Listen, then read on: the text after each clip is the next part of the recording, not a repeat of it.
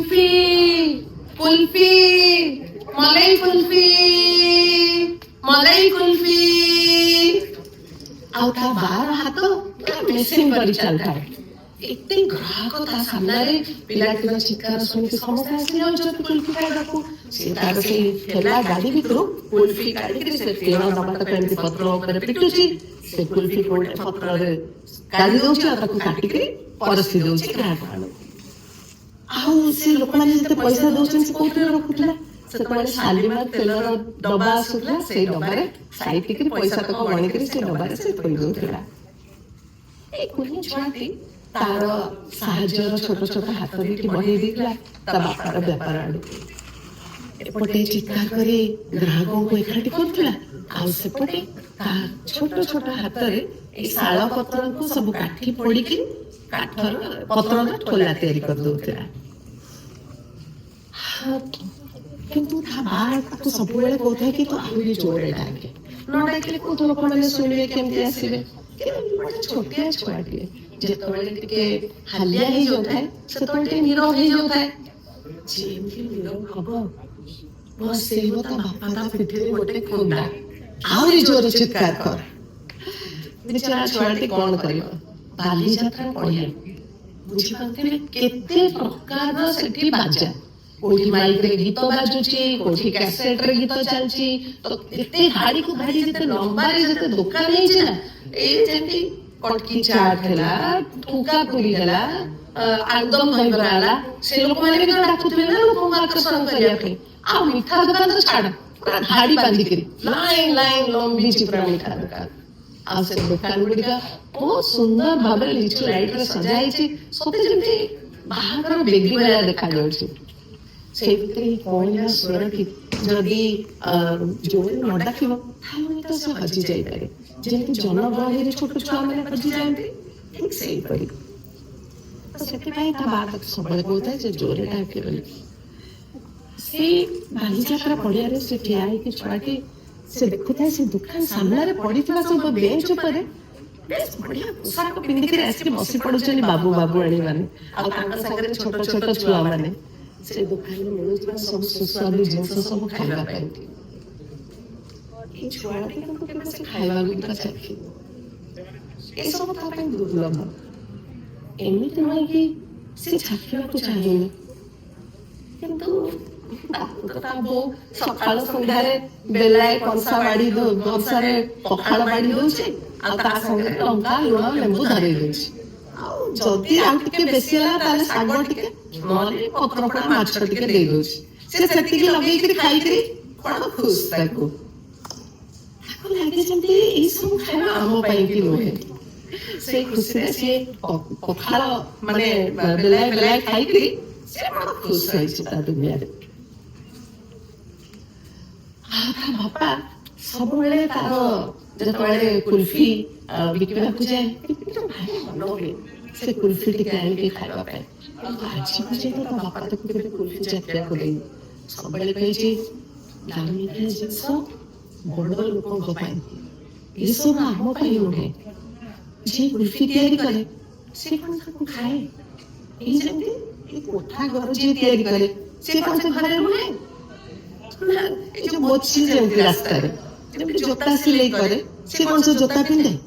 ତାକୁ ସବୁ ଅନ୍ୟମାନେ ପିନ୍ଧାନ୍ତି। ପିଲାଟି ବୁଝି ଯାଇଥିଲା ତା ବାପାର କଥା, ସେ ଜାଣି ଯାଇଥିଲା ଯେ ଏ ସହର ହଉଛି ବଡ ଲୋକମାନଙ୍କ ପାଇଁ, ଆଉ ତା ଭଳିଆ ଛୁଆଙ୍କର ଜନ୍ମ କେବଳ ସେଇମାନଙ୍କ ସେବା କରିବା ପାଇଁ। ତିନିଟି ଝିଅ ପରେ କୋଳ ପୋଛା ପୁଅ ଇଏ। ବୋଉ କୁଆଡେ କହେ କେତେ ଦେବତାଙ୍କୁ ଡାକିକିରି ସେ ପାଇଛି ଏ ପୁଅକୁ। ବୋଉଟା ଭାରି ଗୁଣ୍ଡି, ଦେବତାଙ୍କୁ ଡାକିଲେ ସେ କିଛି ଶୁଣିବେ? ଜୀବନ ଥିବା ମଣିଷକୁ ମାଗିଲେ ପରା ସେ କିଛି ଦଉନାହାନ୍ତି, ଆଉ ଏଇ କାଠ ପଥରର ଦେବତାଙ୍କୁ ମାଗିଲେ ସେ କିଛି ଦେବେ? କହିଲେ ଦେଖି, ଆଉ ଯଦି ଦେଇଥାନ୍ତେ କେତେ ଭଲ ଭଲ ଜିନିଷ ଅଛି ଖାଇବାକୁ, କାହିଁକି ସେ ତ ଦଉନାହାନ୍ତି। ଆଉ ଏ ଶୀତ ଦିନରେ କେତେ ଶୀତ ଲାଗେ, ଦେହରେ ଲୁଗା ଖଣ୍ଡେ ନାହିଁ, କିନ୍ତୁ ସେଇ ପୁରା ଦେହରେ ମୁଁ ବୁଲୁଛି, ଖଣ୍ଡେ କଣ ଲୁଗା ଦଉଛନ୍ତି? ବଡ ଗୁଣ୍ଡି, ଦିନ ରାତି ଖାଲି ସେଇ ଠାକୁରଙ୍କୁ ପୂଜା କରି ଚାଲନ୍ତି। ଠାକୁରଙ୍କୁ ଯାହା ମାଗିବୁ ସିଏ ଦେବେ। ଖଣ୍ଡିଏ ପ୍ୟାଣ୍ଟ ତାର, ଆହୁରି 10 ଜାଗାରେ ଫଟା। ବୋଉ ତାକୁ କେତେ ଥର ସିଲେଇ କରିସାରିବଣି ତାର ଠିକଣା ନାହିଁ। ସେଇ ସିଲେଇ ଚିରା ଫଟା ପ୍ୟାଣ୍ଟକୁ ସେ ପିନ୍ଧିକି ତା ମା ସାଙ୍ଗରେ ବାହାରକୁ ଯାଏ। ବେଳେବେଳେ ଏମିତି ହୁଏ କି ସେ ସିଲେଇ ଫାଟିଯାଏ ଆଉ ତା ପିଛା ମଧ୍ୟ ଦେଖାଯାଏ, କିନ୍ତୁ କଣ କରିବ, ସେଇଆକୁ ପିନ୍ଧିବାକୁ ବାଧ୍ୟ। ଆଉ ଅନ୍ୟବେଳେ ଗୋଟେ ଏଇ ଯୋଉ କରିଆ କଛା ମାରିକିରି ସେ କାଲୁମିଆର ବରଫ ଫ୍ୟାକ୍ଟ୍ରିରେ ସବୁଆଡେ ବୁଲୁଥାଏ। ସେ କାଲୁମିଆର ଫ୍ୟାକ୍ଟ୍ରି ଯୋଉଠି ତା ମା କାମ କରେ। କାଲୁମିଆ ଭାରି ବଡ ଲୋକ, ତାର ବହୁତ ପଇସା, କିନ୍ତୁ ତାକୁ ଦେଖିଲେ ତମେ ଜମା କହିବନି ଯେ ତାର ବହୁତ ପଇସା ବୋଲି। କାହିଁକି ନା ସେ ଗୋଟେ ଖୋର୍ଦ୍ଧା ଲୁଙ୍ଗି ଆଉ ଗୋଟେ ହାୱାଇନ୍ ସାର୍ଟ ପିନ୍ଧେଇକି ବୁଲୁଥିବ, ଫ୍ୟାକ୍ଟ୍ରି ସାରା ବୁଲି ବୁଲି ବୁଲି ବୁଲି କାମ ତଦାରଖ କରୁଥିବ। ଏତେ ଠେଲା ଗାଡି କୁଲଫି ତାର, 10-15 ଠେଲା କୁଲଫି ଗାଡି, ଆଇସ୍କ୍ରିମ ଗାଡି ସକାଳୁ ବାହାରିଯିବେ, ସନ୍ଧ୍ୟାରେ ଫେରିବେ। ସବୁ ଆସିକିରି କାଲୁମିଆକୁ ପଇସାର ହିସାବ ଦେବେ, ଆଉ କାଲୁମିଆ ଖାଲି ତା ହାତ ବାକ୍ସରେ ହିସାବ କରି ପଇସାକୁ ରଖି ଚାଲୁଥିବ, ପଇସା ଗଣି ଚାଲୁଥିବ। ଅବାକ ହେଇ ଚାହେଁ ଏ ପିଲାଟି କାଲୁମିଆ, କାଲୁମିଆ ଏତେ ଚଉଡ଼ା, ତାକୁ ଦେଖିବାକୁ ହେଲେ ଏ ପିଲାକୁ ଟିକେ ମୁଣ୍ଡଟା ଏମିତି ପଛକୁ ବାଙ୍କିକି ତାକୁ ଦେଖିବାକୁ ହୁଏ। ଏତେ ଚଉଡ଼ା ଆଉ ଖାଲି ପଇସା ଗଣିବି ଛାଣି ଛାଣି ଛାଣି ଛାଣି ଛାଣି। ଆଉ ସେତିକି ନୁହେଁ, କୁଲଫି ଯାହାକୁ ଯେତେ ଖାଇ, ବାର ତାଗିଦା ଆଉ ନଥିବ ସେତେବେଳକୁ। ମା ତ କେବେ ତାକୁ କିଛି ସୁସ୍ୱାଦୁ ଜିନିଷ ଖାଇବାକୁ ଦେଇନି, କେବେ ଦେଇନି। ଥରେ କଣ ହେଇଛି, ମା ତାକୁ 10 ପଇସା ଦେଇଥିଲା ଏଇ ପାଖ ଦୋକାନରୁ ଦୋକ୍ତା କିଣି ଆଣିବାକୁ। ଟିକେ ଲୋଭ ହେଇଗଲା, ସେ କଣ କଲା, 5 ପଇସାର ଦୋକ୍ତା କିଣି ଆଣିଲା ଆଉ 5 ପଇସାର ଲେମନ ଜୁସ୍ ଆଣି ଖାଇଦେଲା। ମା ତ ବଡ ହିସାବୀ, ଦୋକ୍ତାର ପରିମାଣ ଦେଖିକି ଜାଣିଗଲା। ଆଉ କଣ କଲା କହିଲେ, ଏମିତି ଗୋଟେ ବ୍ରହ୍ମ ଜାଡା ମାରିଥିଲା ତାକୁ ଯେ ଛୁଆଟି ପୁରା ଭୂଇଁରେ ମିଶି ଯାଇଥିଲା। 7 ଦିନ ରଖି ଜ୍ୱରରେ ପଡି ରହିଥିଲା। ବୋଉ କେତେ କାନ୍ଦିଥିଲା, ମା ସାଙ୍ଗରେ କେତେ ଝଗଡା କରିଥିଲା, ତା ଗରିବୀ ବଣିଆକୁ ବହୁତ ଧିକ୍କାରିଥିଲା। ସେତେବେଳେ ହୁଏତ ମାକୁ ଟିକେ କେମିତି ଲାଗିଥିଲା, ସେଥିପାଇଁ ମା କଣ କରିଥିଲା କହିଲେ, ଯାଇକରି ଗୋଟେ ପ୍ୟାକେଟ ବିସ୍କିଟ ଆଉ 2ଟା କମଳା ଲେମ୍ବୁ ଆଉ 4ଟା ଲେମନ ଜୁସ୍ କିଣିକି ଆଣି ଦେଇଥିଲା। ବାସ୍ ସେତିକି, ଆଉ ମା କେବେ କିଛି ଦେଇନି। ବୋଉ କିନ୍ତୁ କେବେ କେବେ ତାକୁ 10-20 ପଇସା ଦେଇଦିଏ। ଏଇ ମାଠୁ ଲୁଚେଇକି 4-8 ରଖିଥାଏ। ତାର ଗୋଟେ ରୂପା କରାଟ ଅଛି, ଭାରି ସୁନ୍ଦର, ଏମିତି କମ ପୁଟ ହେଇକି ସେ ରୂପା କରାଟଟା। ବାହାର ନଜର ସବୁବେଳେ ସେ ରୂପା କରାଟ ଉପରେ। ବାହାଘର ବେଳେ ବୋଉ ତାର ଆଉ ସବୁ ଯେତେ ଜିନିଷ ଆଣିଥିଲା ତା ସାଙ୍ଗରେ ରୂପା କରାଟ ମଧ୍ୟ ଆଣିଥିଲା। ମା ସବୁ ବିକି ସାରିଲାଣି, ବୋଉର ନାକ ଗୁଣ ବି ବିକି ଦେଇଛି, କିନ୍ତୁ ଏଇ ରୂପା କରାଟ ବୋଉ ଟିପ ମାରିବାକୁ ଦଉନି। ସେ ରୂପା କରାଟ ନେଇ କେତେ ଝଗଡା ବାପା ଆଉ ମା ଭିତରେ। ଅଭାବୀ ସଂସାରରେ ସେଇ ରୂପା କରାଟ ଭିତରେ ଲୁଚେଇ ରଖିଥିବା ଟଙ୍କାଏ 2 ଟଙ୍କା ବି ତା ପାଇଁ ବିଭୂତି ପରି ସମାନ। କାଲୁମିଆର ସେଇ ବରଫ ଫ୍ୟାକ୍ଟ୍ରିରେ କାମ କରୁଥିଲା ଏଇ ଛୁଆର ବାପା। ବାପା ସବୁବେଳେ କହେ, ଦେଖ ବଡ ଲୋକମାନଙ୍କ ପାଇଁ ଯେଉଁ ସବୁ ଚିଜ ତିଆରି ହେଇଛି ସେ ସବୁ ଆମମାନଙ୍କ ପାଇଁ ନୁହେଁ, ସେଥିପାଇଁ ତୁ ମୋ ସାଙ୍ଗରେ କେବଳ ମନ ଲଗେଇକି କାମ କରିବୁ। ଏଇ ସବୁ କୁଲଫି ଖାଇବା କଥା, ଏଇ କରିବା କଥା, ସେଗୁଡା କେବେ ବି ତୁ ଭାବିବୁନି। ପିଲାଟି ସେଇଟା ତା ନିଜର ଭାଗ୍ୟ ଭାବିକି ଆଦରି ନେଇଥିଲା। କିନ୍ତୁ ଏଇ ଯୋଉ ସ୍ୱପ୍ନ ଦେଖୁଥିଲା ସେ, ଯେ ସେ ଦିନେ ବଡ ହେଇକି କାଲୁମିଆ ପରି ହବ, ଆଉ ପଇସା ଖାଲି ଛନ ଛନ ହେଇକି ଗଣିବ, ଆଉ ଯାହାକୁ ଯେତେ କୁଲଫି ଖାଇବ, ସେଇଟିକ ସ୍ୱପ୍ନ ତାର ବଞ୍ଚିବାର ଆଶା। କିନ୍ତୁ ହଠାତ୍ କରି ତା ବାପାର କର୍କଶ ହାତ ତା ପିଠିରେ ଯେତେବେଳେ ବାଜେ, ତାର ଜମାଟ ବାନ୍ଧି ଆସୁଥିବା ସ୍ୱପ୍ନତକ ଚୁର ଚୁର ହେଇ ଭାଙ୍ଗିଯାଏ, ଯେମିତି କାଲୁମିଆର ବରଫ ଫ୍ୟାକ୍ଟ୍ରିରେ ଗୋଟେ ହାତୁଡିରେ ବରଫ ତକ ଗୁଣ୍ଡ ହେଇଯାଏ, ଠିକ ସେଇପରି ପିଲାଟି ଫେରିଆସେ ପୁଣି ଥରେ ସେ ବାଲିଯାତ୍ରା ପଡିଆକୁ, ଆଉ ସେ କୁଲଫି ଠେଲା ପାଖକୁ। ସେଠି ଠିଆ ହେଇକି ଯେତେବେଳେ ସେ ମନ ଲଗେଇକି କାମ କରେ ସେ ସେତେବେଳେ ଭାବେ ମନ ଦେଇ କାମ ନ କଲେ ସ୍ୱପ୍ନ ମଧ୍ୟ ପୁରା ହବନି। ବଡ ମନୋଯୋଗ ଦେଇକିରି ସେ ପତ୍ର ଠୋଲା ତକ ତିଆରି କରିବା ଆରମ୍ଭ କରେ। କିନ୍ତୁ ସେଠି ଭିତରେ ତା ଆଖି ଆଗରେ ଦେଖାଯାଏ ସମ୍ପୂର୍ଣ୍ଣ ବାଲିଯାତ୍ରା ପଡିଆ। ବାପରେ କେତେ ବଡ ଦୋଳି, ଉଡାଜାହାଜ ଆଉ ସେ ଟ୍ରେନ ଭଳିଆ କେତେ କିସମର ଦୋଳି ଏଥରକ ଲାଗିଛି। ତା ଦେହରେ ସବୁ ବସୁଛନ୍ତି ବାବୁଘର ପିଲାମାନେ। ଭଲ ହେଇଛି, ମତେ ଭାରି ଡର ଲାଗେ, ମୁଁ ଜମା ବସି ପାରିବିନି ସେ ଏତେ ବଡ ବଡ ଦୋଳିରେ। ଦୋଳି ପାଖରେ ଠିଆ ହେଇଛି ଗୋଟେ ତାରି ଭଳି ପିଲା, ସେ ମଧ୍ୟ ବେଲୁନ ଫୁଙ୍କିକିରି ବାବୁଘର ପିଲାମାନଙ୍କୁ ଦଉଛି। କେତେ ଗୁଡେ ବେଲୁନ ଫାଟି ଯାଉଛି, ଆଉ କେତେ ଗୁଡେ ବେଲୁନ ଆକାଶକୁ ଉଡି ଯାଉଛି। ଭାରି ସ୍ୱପ୍ନ କରେ।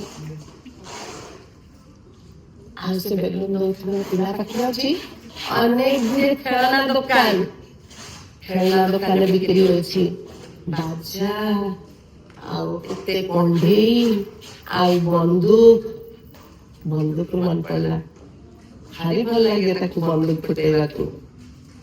ଇଚ୍ଛା ଗୋଟେ ସେ ବନ୍ଦୁକ ଆଣନ୍ତା, ଆଉ ଗୋଟେ ଯୋଉ ଟିକିଲି ବାଣ ଅଛି ସେଇଥିରୁ ଗୋଟେ ପ୍ୟାକେଟ ଆଣନ୍ତା, ତାପରେ ଭର୍ତ୍ତି କରିକି ଠୁଁ ଠୁଁ ଠୁଁ ଠୁଁ ଠୁଁ ଠୁଁ ସମସ୍ତଙ୍କ ଆଗକୁ କରିକି ଫୁଟାନ୍ତା। ସବୁଠୁ ଶସ୍ତା ବନ୍ଦୁକ ସେ ଯାଇ ପଚାରିଥିଲା ସେ ଦୋକାନୀକୁ। ସେ କହିଲା 2 ଟଙ୍କା 50 ପଇସା। ଏତେ ପଇସା ସେ କୋଉଠୁ ଆଣିବ, କାହାକୁ ମାଗିବ? ତା ମା ତ ତାକୁ କେବେ ବି ଦବନି।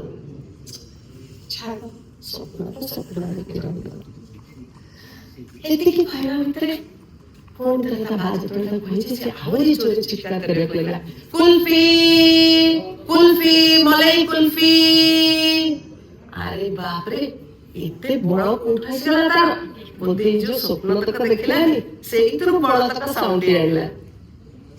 କୋଉ ସାମ୍ନାରେ ବରାଖ ନଦାନଦୀ। ବାପା ପୁଅ 2 ଜଣ ଯାକ ସମ୍ପୂର୍ଣ୍ଣ ଭାବରେ ବ୍ୟସ୍ତ। ସେତିକିବେଳେ ସେ ଦେଖିଲା ତା ସାମ୍ନାରୁ ଆସୁଛନ୍ତି ଜଣେ ବାବୁ। ଭାରି ଦାମୀ ପୋଷାକ ପିନ୍ଧିଛନ୍ତି। ତାଙ୍କ ପୋଷାକ ଦେଖିଲେ ଲାଗୁଛି ମାନେ ସେ ବାରି ହେଇଯାଉଛନ୍ତି ଆଉ ସମସ୍ତଙ୍କଠୁ। ଆଉ ତାଙ୍କ ଜୋତା ଏମିତି ଚକଚକ ମାରୁଛି, ତା ଦେହରେ ବି ତାଙ୍କ ମୁହଁ ଦେଖାଯିବ। ବାବୁ ଜଣକ ଆସୁଛନ୍ତି ଆଗକୁ, ତାଙ୍କ ହାତ ଧରିଛି ତାଙ୍କ ଭାରି ସୁନ୍ଦର ଗୁଲଗୁଲିଆ ପୁଅଟିଏ। ଏଇ ଯୋଉ ପୋଷ୍ଟରରେ ସବୁ ଛବି ଆସେନି, ଠିକ ସେମିତି ଦେଖିବାକୁ ସେ ପୁଅଟି, ଭାରି ସୁନ୍ଦର। ସିଏ ଜିଦି କରି ଚାଲିଛି, daddy please, daddy daddy please kulfi ଖାଇବି, ଡାଡି ଡାଡି ପ୍ଲିଜ। ବାବୁଙ୍କର ଇଚ୍ଛା ନଥିଲେ ବି ଛୁଆଟିର ଜିଦି ଆଗରେ ସେ ଆଉ ରହିପାରିଲେନି। ଆସିକି ଠିଆ ହେଇଗଲେ କୁଲଫିର ଠେଲା ଆଗରେ। ସେତେବେଳେ ଏଇ ଛୁଆଟିକୁ ଲାଗିଲା କେତେ ପରିଷ୍କାର ଲୋକ ଏମାନେ। ସେ ଯାଇକରି ସେ କୁଲଫି ଠେଲାରୁ ଓଳିଥିବା ଅସନା ଗାମୁଛାରେ ବି ବାରମ୍ବାର ତା ହାତକୁ ପୋଛିବାକୁ ଲାଗିଲା, ସତେ ଯେମିତି ତାଙ୍କ ଦେହରେ ଧୂଳି ଲାଗିଯିବ। ବଡ ସନ୍ତର୍ପଣର ସହିତ ଗୋଟେ ଠୋଲା କାଢିଲା, ଆଉ ଗୋଟେ କୁଲଫି କାଢିଲା। ସେ କୁଲଫିଟିକୁ କାଟିକରି ପତ୍ରରେ ବଢେଇ ଦେଲା ସେ ଛୁଆର ହାତକୁ। ସେ ଛୁଆଟି ହାତରେ ଧରିଥିଲା ଗୋଟେ ଲିଓର ଗନ୍। ସେ ଗନ୍ଟିକୁ ଦେଖିକି ପିଲାଟି ଟିକେ ରହିଗଲା। ଓ, ଷ୍ଟେନ୍ ଗନ୍ କୁହନ୍ତି ନା? କାଲୁଣିଆର ବି ପୁଅ ପାଖରେ ଏଇ ଷ୍ଟେନ୍ ଗନ୍ ଅଛି। ଆ ଦାମ 100 ଟଙ୍କା। 2 ଟଙ୍କା 50 ପଇସାର ବନ୍ଧୁକ ତ ମୁଁ କିଣିପାରିବି, ଆଉ 100 ଟଙ୍କା ଆଡେ ମନ କାହିଁ ଦେବି? ହଉ ଛାଡ। କହିକି ଯେତେବେଳେ ବଢେଇଛି ସେ କୁଲଫିଟି ତା ହାତକୁ, ଏଇ ଛୁଆଟି ତ ଛୋଟ ଛୁଆଟି, ତାର ନରମ ହାତରେ ବୋଧେ ତାକୁ ବହୁତ ଥଣ୍ଡା ଲାଗିଛି କୁଲଫିଟି। ସେ ହାତକୁ ଛାଡି ଦେଇଛି। କୁଲଫିଟି ଛିଟକିକି ରାସ୍ତା ଉପରେ ପଡିଯାଇଛି। ଆଉ ସେଇ ମୁହୂର୍ତ୍ତରେ ତା ବାପା କହିଛି, ଶଳା ପେଜ ଖାଇକି କାମ କରୁଛ ନା କଣ? କଣ ପାଇଁ ଫୋପାଡ଼ିଲୁ କୁଲଫିଟାକୁ? ଏମିତି ଗୋଟେ ଖୁନ୍ଦା ମାରିଛି ଯେ ସେ ଛୁଆଟି ପୁରା 45 ଡିଗ୍ରୀରେ ବାଙ୍କି ଯାଇକି ତାପରେ ସଳଖି ଯାଇଛି। ଓଃ, ତା ଆଖିକୁ ପୁରା ଜୁଳଜୁଳ ହେଇକି ଦେଖାଯାଉଛି। ସେ ଭାବିପାରୁନି ଯେ ତାର ସେଥିରେ କିଛି ଦୋଷ ନାହିଁ ବୋଲି। ସେତିକିବେଳେ ସାମ୍ନାରେ ଠିଆ ହେଇଥିବା ବାବୁ ଜଣକ କହିଲେ, ଥାଉ ଥାଉ, ଛୁଆଟାକୁ କାହିଁ ମାରୁଛ? ନାଇଁ ବାବୁ, ଆପଣ ଜାଣିନାହାନ୍ତି, ଏମିତି ବେପରୱା ହେଇ କାମ କଲେ କଣ ହବ? ଆମର 6ଟା ଲୋକର ସଂସାର, କେମିତି ଚଳେଇବି ଏମାନଙ୍କୁ? ଏମିତି କାମ କଲେ ହବନି। କହିକି ତା ବାପା ବଢେଇ ଦେଲା ଆଉ ଗୋଟେ କୁଲଫି। ସେ ବାବୁ ଜଣକ ସେ କୁଲଫି ନେଇକି ପଳେଇଲେ। ये छुआटीर नजर से कुल्फी ଉପରେ ବାଲି ଧୂଳି ସବୁ ମିଶି ପଡ଼ି ରହିଛି ସେ କୁଲ୍ଫି। ତା ମନ ଭିତରେ ଚାଲିଛି କେତେ ସ୍ୱାଦ ଥିବ ଏ କୁଲ୍ଫିର ସତରେ। ତା ଜିଭ ଲାଳେଇ ଚାଲିଛି, ତା ଇଚ୍ଛା ହେଉଛି ସେଇ କୁଲ୍ଫିଟିକୁ ଆଣି ଖାଇଦିଅନ୍ତାକୁ। ଏପଟେ କିନ୍ତୁ ଗ୍ରାହକ ଭର୍ତ୍ତି, ବହୁତ ଭିଡ଼, ସେଠୁ ସେ ଖସିକି ଯାଇ ମଧ୍ୟ ପାରୁନି।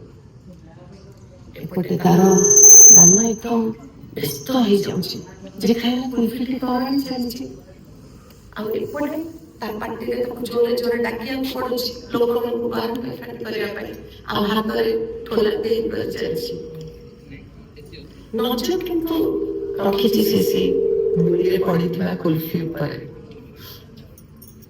ଧୀରେ ଧୀରେ ଧୀରେ ଧୀରେ କୁଲ୍ଫିଟି ତରଳି ଚାଲିଛି, ଆଉ ବ୍ୟସ୍ତ ହେଇ ଚାଲିଛି ଏ ଛୁଆଟି।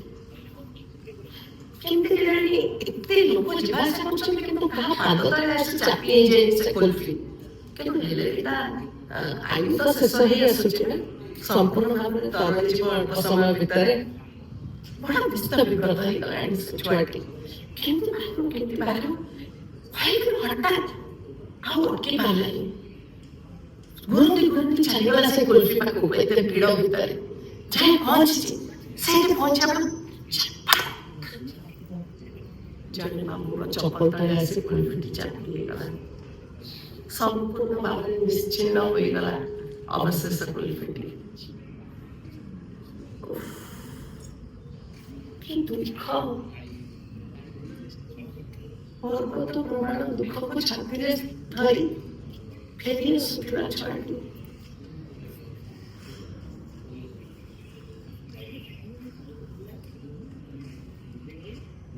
କିନ୍ତୁ କି ପ୍ରକାର ଆବେଗରେ କେଜାଣି ଦୌଡ଼ି ଆସିକରି ସେଇ ତରଳି ଯାଇଥିବା କୁଲ୍ଫିର ବାଲି ଧୂଳି ମିଶା କାଦୁଅ ମେଞ୍ଚାଟାକୁ ଧରିକିରି